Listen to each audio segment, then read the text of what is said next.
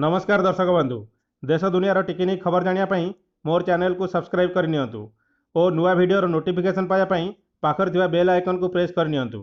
आज हेउची अप्रैल 24 तारिख। आसंतु जानिबा आज संध्यार किछि मुख्य खबर। पृथ्वी को छुईबनी विशालकाय एस्ट्रॉयड, सूचना देले पठाणी सामंत प्लानेटोरियम उपनिर्देशक डॉक्टर शुभेन्दु पट्टनायक।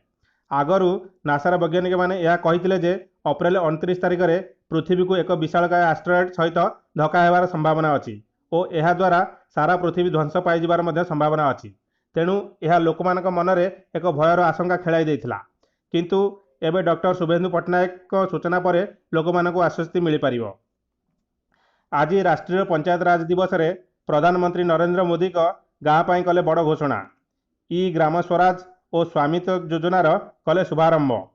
संपत्ति मैपिंग सह गाँ लोकंकु सहरांचल भली मिलिबो लोन सुविधा। कोरोना महामारी संकट मध्य नेपाल को 23 टन औषध पठाइला भारत। मोदी को धन्यवाद जणाइले नेपाल प्रधानमंत्री। गैस टांकी फाटी जड़े मृत, एपरी अभावन घटना देखा मिली सुवर्णपुर जिलार वीर महाराजपुर ब्लॉक सानसिरा गाँव में। मृतकों नाँ हेउची सिनु प्रधान। खोर्धार एक बंद घर भितर विपुल परिमाण में विदेशी मद जबत। घरर ताला भांगी प्राय 1 ट्रक विदेशी मद जबत कला पुलिस। जगतसिंहपुर जिलार जंकड़ स्थित अधिष्ठात्री देवी माँ सारला मंदिर में घटी अघटन। आवाहमान कालू पूजा पाई आसुवा माँ दुर्गा हाथ में त्रिशूल भांगी जाइछि पूजारी सूचना देवा पर गाँव में भयर छाया खेली जाइछि। रथयात्रा पाई मुख्यमंत्री को छत्तीसा निजोग नायकों परामर्श। 284 वर्ष धरी बंद हो नथिबारु एवर्ष मध्य बंद न करने को देले परामर्श। समस्त सेवायत मानू चिन्हट करी आइसोलेशन रे रखिबा सहित सुरक्षित भाव में रथयात्रा करने को रखिले प्रस्ताव। 17 लाख रु अधिक अणराशन कार्डधारी परिवार हेबे उपकृत। मार्च मासर धार्य हिसाब से खाउटी मिलिबो किरासिन तेल। देश में कोरोना मृत्यु संख्या 718 को वृद्धि। कोरोना आक्रांतक संख्या 23,072 में पहुंचला। 4,748 जन सुस्थ होता बेले 17,610 जन विभिन्न हस्पिटाल चिकित्सित होती बोली केंद्र स्वास्थ्य और परिवार कल्याण विभाग पक्षर सूचना। प्रधानमंत्री सह फोन जोगे कथा हेले मुख्यमंत्री। राज्य में कोरोना मुकाबला स्थिति एवं रथयात्रा संपर्क में उभय नेतांग मध्य हेला आलोचना।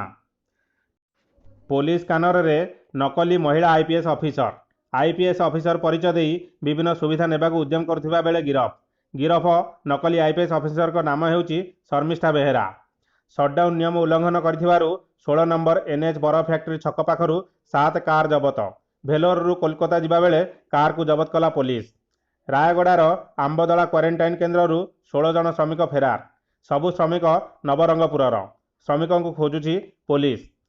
ओडिशार 17टी जिले में रबी धान संग्रह कार्य चलित वर्ष मे मास प्रथम सप्ताह आरंभ हो जून मास शेष पर्यंत चलिबो।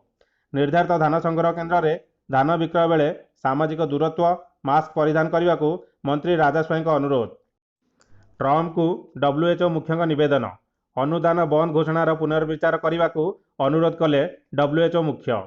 आशा करुच्ची बंधुगण वीडियोटी आपण मानक बहुत पसंद आसिबो। पसंद आसिले लाइक और शेयर करंतु। मोर चैनल किछि जना किछि अजाना को सब्सक्राइब करिया को भूलंतु नहीं। वीडियोटी केमिति लागिला कमेंट करी निश्चित जणातु। आपण मूल्यवान समय देई वीडियोटी को देखिथिबारु आपनको अशेष अशेष धन्यवाद।